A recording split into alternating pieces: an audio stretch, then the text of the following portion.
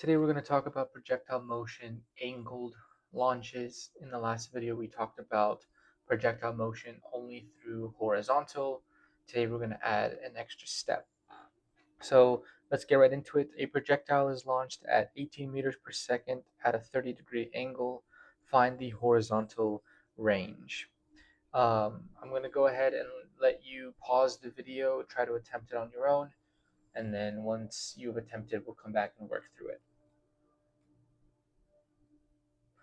All right, hopefully you've had enough time to attempt the problem. Let's get right into it.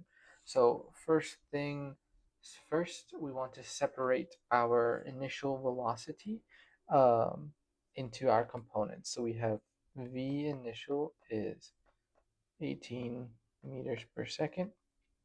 We know that theta is 30 degrees. So for our components, so our V initial for X is going to be just V initial times cosine theta, which is just 18 cosine 30. And after plugging that in, that is roughly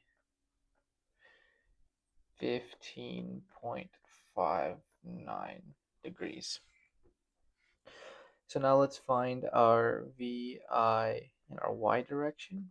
So it's the same thing. We have V initial times, this time sine of theta, which is just 18 sine 30. And this is equivalent to 9.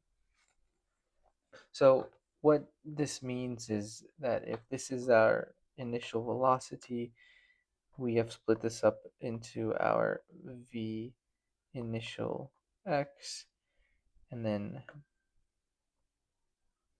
V initial y. So this is your red one. This is your blue one. Just to make it fairly simple, and remember our coordinate system is xy. So once we have split our initial velocity into our components, to find the horizontal range, we have the formula. So for horizontal range,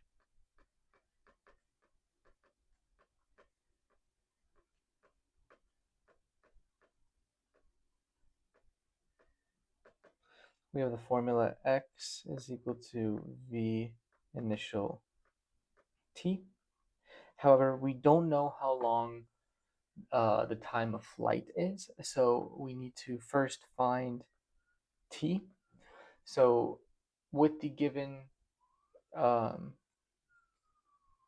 variables that we have, I'm going to use the formula t is equal to 2v over g. And for this, I'm going to say 2v in our y direction. The reason I say y direction is because there's acceleration only in y due to gravity. There is no acceleration in the x ever for projectile motion. So ax is always 0, ay is negative g.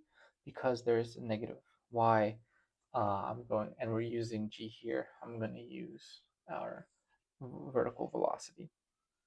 So plugging our values in, we have 2 times 9 over 9.8. And this formula right here is just rearranging another formula from your crib sheet or cheat sheet, formula sheet, all the same thing. Some formula sheets have it written like this, some don't. If they don't, try to find a formula with variables that include t, v, and g. Anyway, now that we have everything plugged in, we're gonna just plug into our calculator, and this should equal 1.84 seconds. So what that means is the time the projectile is in the air, the total time is about 1.84 seconds. So now that we have time, we can go ahead plug this into here. So then we'll get x, our horizontal distance, is equal to v initial times time. And for v initial, I'm going to use the x component because we're finding horizontal distance. So I want to use just velocity in the x direction for that. So this ends up being, our velocity was 15.59 times 1.84.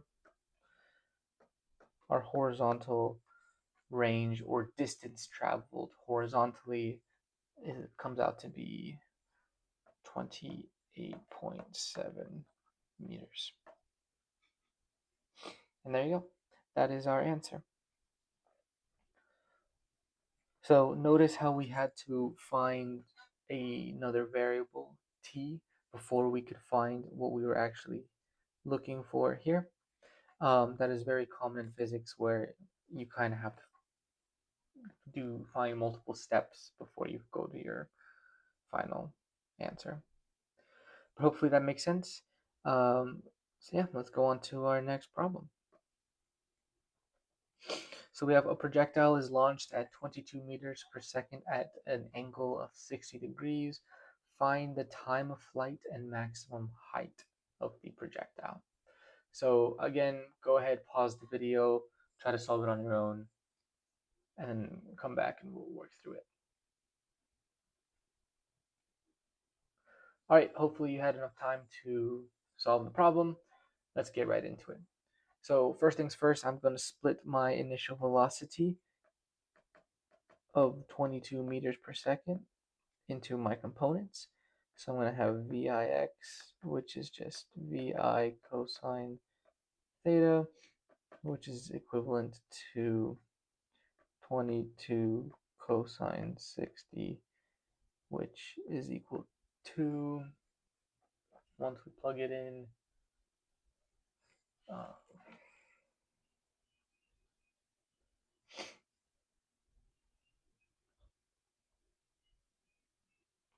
11.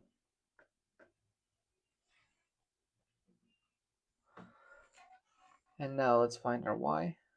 So VIY is just VI sine theta, 22 sine 60,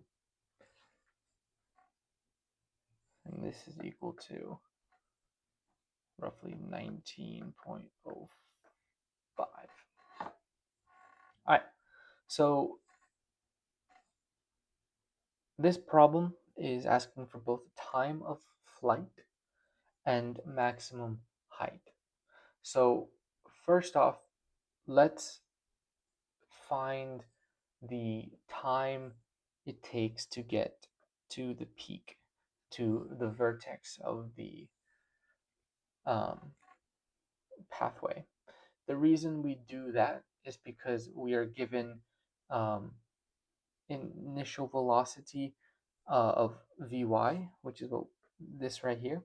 If we plug in, once that gets to 0, right, once velocity in the vertical direction becomes 0, we know that it gets to a maximum. So using the formula t is equal to Vy over g, we can find the time it takes to get to the maximum height. So what this turns out to be is just 19.05 over 9.8. So t of peak is equal to about 1.94 seconds. And because the pathway is a parabola, to find the total time, all we have to do is multiply the peak. So t total is just 2 times t peak,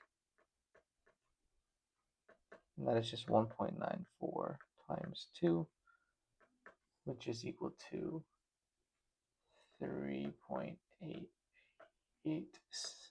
seconds. All right, now let's go ahead and find the maximum height. Another reason we wanted to find peak was to find the maximum height. It just makes it very easy because we know how long it takes to get to that height. So using our vertical displacement equation, we have y is equal to v y initial times our t, I'm going to say t peak, minus 1/2 a t squared. I'm actually going to rewrite a as g because that is our vertical acceleration. And then, yeah, so we have all of these variables. Let's go ahead and plug it in. So y, so this is, we can also rewrite as h as per the problem up here. We have h is equal to 19.05 times 1.94, right, the time we just found, minus 4.9 times 1.94 squared. And 4.9 is just 1/2 times 9.8. So I just multiplied those out together.